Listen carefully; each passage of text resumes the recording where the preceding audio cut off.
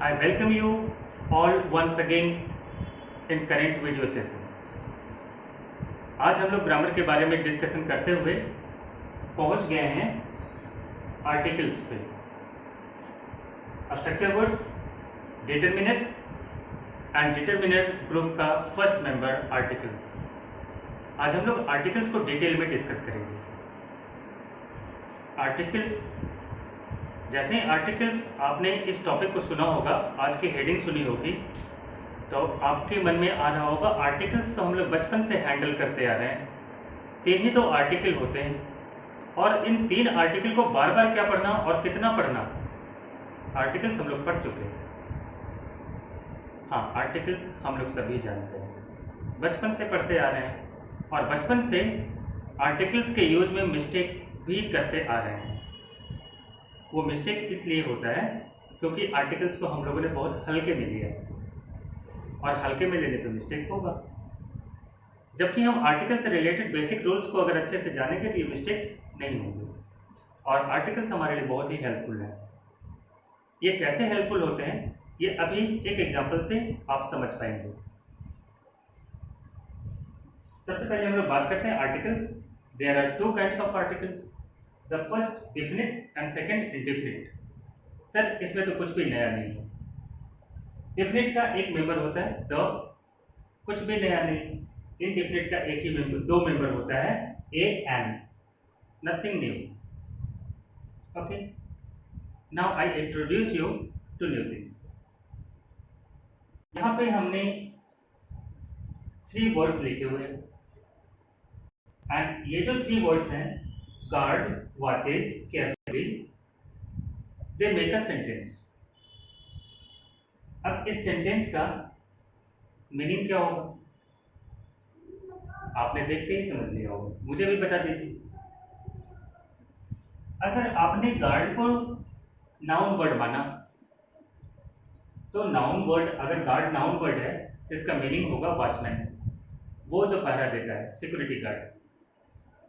Watches का मतलब होता है निगरानी करना, किसी वस्तु की देखभाल करना, देखना। केयरफुली का मतलब सावधानी से।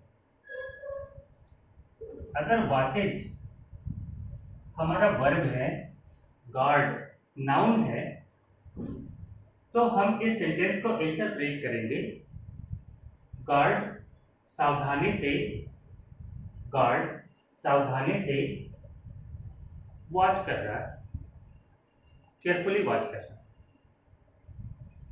लेकिन आपको पता है कि ये जो वर्ड है गार्ड, ये वर्ब भी होता है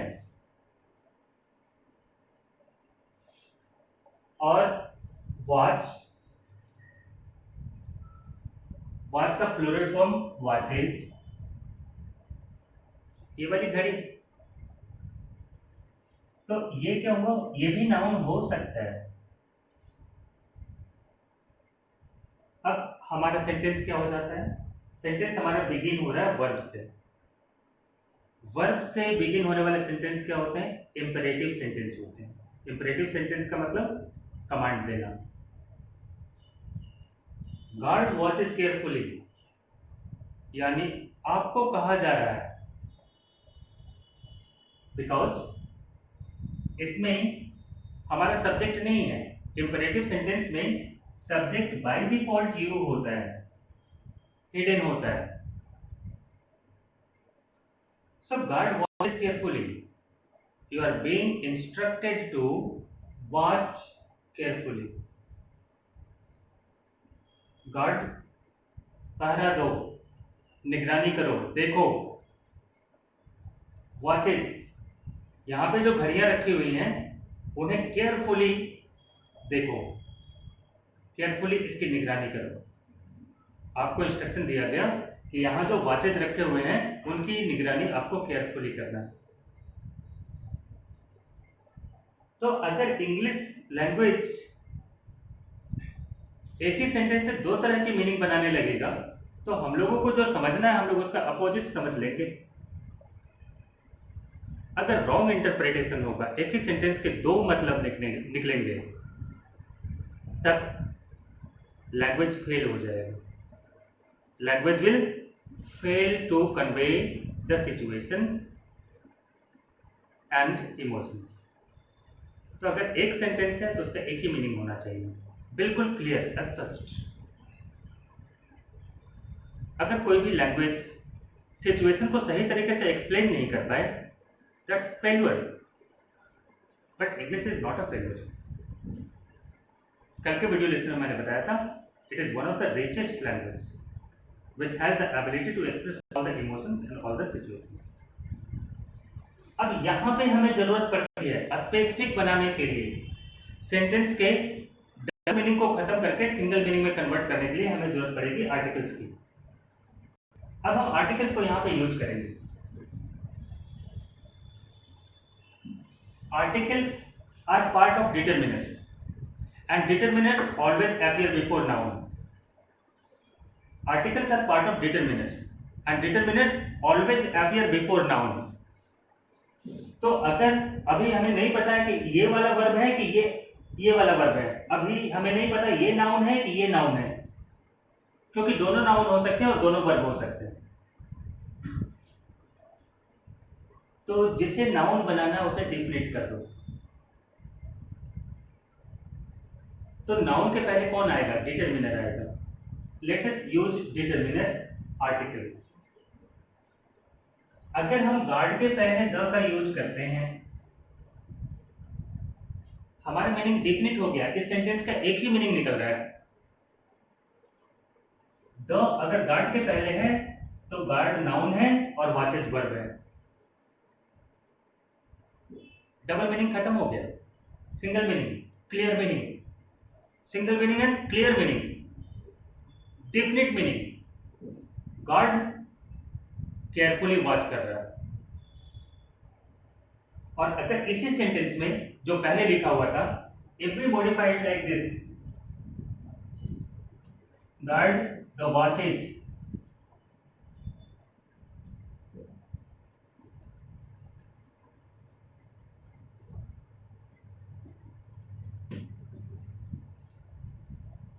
इसके पहले आर्टिकल नहीं है, that means this is the verb, imperative sentence, and here it is noun. Why? Because determiner appears before noun. Due to this useful determiner, we can convey clear meaning of the sentence. We can understand clear meaning of the sentence. So articles are important.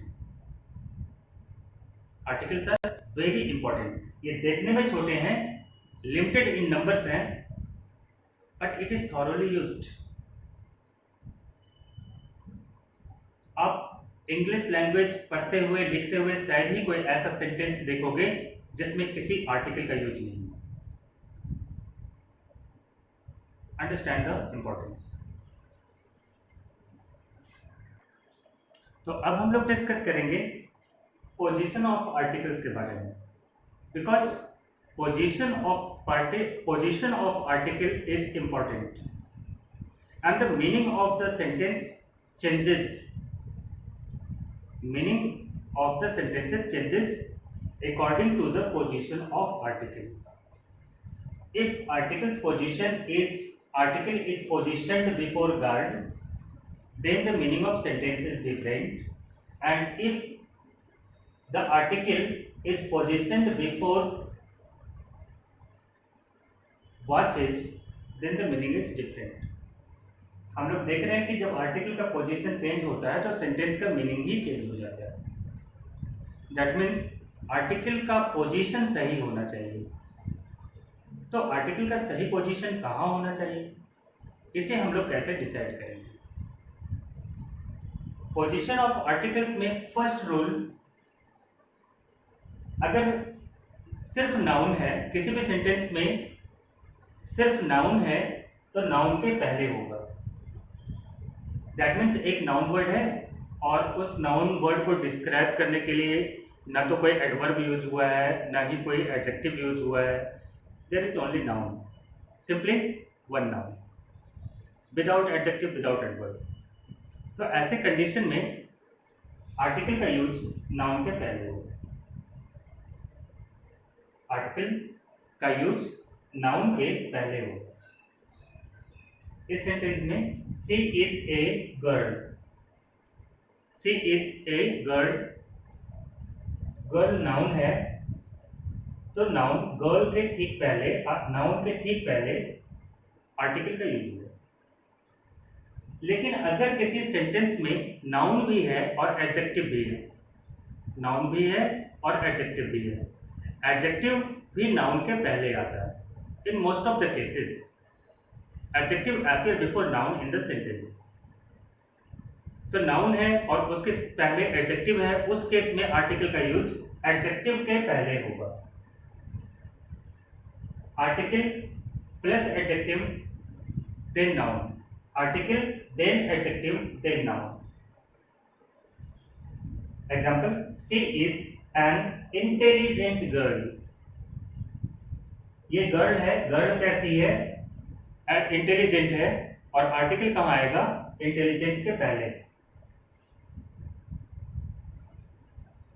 यहां noun के पहले आ रहा था, और noun का sound कैसा था, starting sound कैसा था, कॉन्सोनेंट साउंड था, girl girl girl, consonant sound, starting sound consonant, क्या यूज हुआ, ए। नाउन के पहले एडजेक्टिव है और एडजेक्टिव के पहले आर्टिकल है, तो आर्टिकल अपने ठीक बाद आने वाले वर्ड के अनुसार चेंज हो जाएगा। ये आर्टिकल रेफर कर रहा है गर्ल को, लेकिन it will change according to the word immediately after it. तो रूल ये था कि अगर नाउन के पहले एडजेक्टिव है तो एडजेक्टिव के पहले आर्टिकल आएगा, नाउन के पहले नहीं आएगा, एडजेक्टिव के पहले आएगा। और एडजेक्टिव का स्टार्टिंग साउंड क्या है, इंटेलिजेंट, वोवेल साउंड है, तो यहाँ पे ए का यूज नहीं होकर एन का यूज होगा, क्योंकि article should be appropriately written according to the word just following it। तो इंटेलिजेंट एन के आर्टिकल के ठीक बाद आने वाला है, इंटेलिजेंट के पहले लग रहा है ये आर्टिकल, तो इंटेलिजेंट के अनुसार एन का यूज करेंगे। अगर किसी सेंटेंस में नाउन के पहले एडजेक्टिव है और एडजेक्टिव के भी पहले पोजीशन होता है एडवर्ब का, यानी अगर किसी सेंटेंस में किसी गर्ल को या किसी नाउन को डिस्क्राइब करने के लिए एडजेक्टिव का भी यूज हुआ है और एडवर्ब का भी यूज हुआ है, तो नाउन के पहले एडजेक्टिव आएगा, एडजेक्टिव के पहले एडवर्ब आएगा और एडवर्ब के पहले आर्टिकल का यूज होगा। और एडवर्ब का जो स्टार्टिंग साउंड होगा उसके अनुसार आर्टिकल चेंज हो जाएंगे। एडवर्ब का जो नीड होगा उसके अनुसार आर्टिकल चेंज कर जाएंगे। That means the third structure is article, then adverb, then adjective, then noun। अगर किसी सेंटेंस में नाउन के पहले एडजेक्टिव, एडजेक्टिव के पहले एडवर्ब का यूज हुआ है, तो आर्टिकल का पोजीशन एडवर्ब के पहले होगा। She is an extremely simple girl। She is a girl, वो गर्ल कैसी है, सिंपल है। एडजेक्टिव गर्ल के लिए एडजेक्टिव कौन सा यूज हुआ, सिंपल। कितनी सिंपल है, एक्सट्रीमली सिंपल। तो उस गर्ल के बारे में बताया जा रहा है that she is extremely simple. यहां पे आर्टिकल का यूज होगा, आर्टिकल हमारा कौन सा है, एन, और इसका पोजीशन क्या होगा, एडवर्ब के पहले।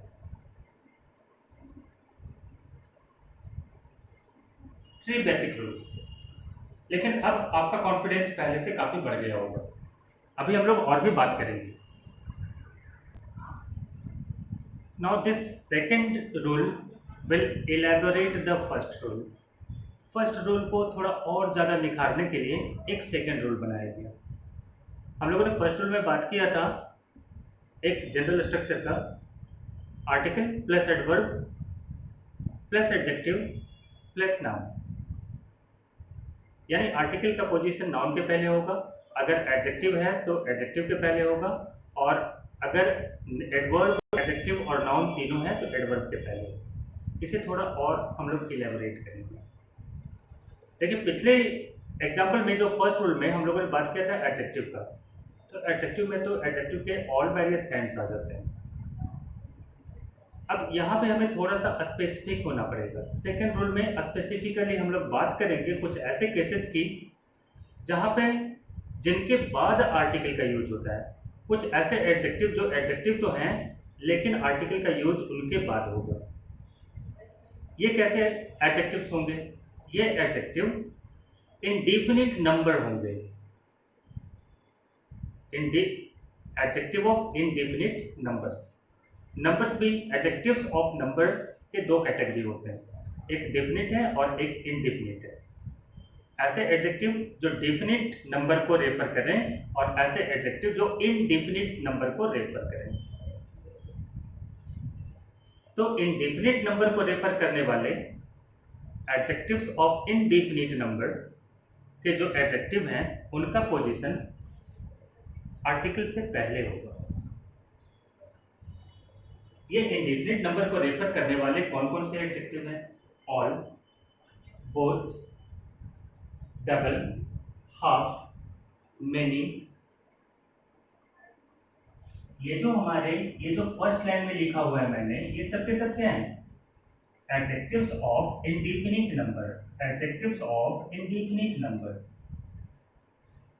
साथ ही साथ कुछ इंटेंसिफायर्स हैं।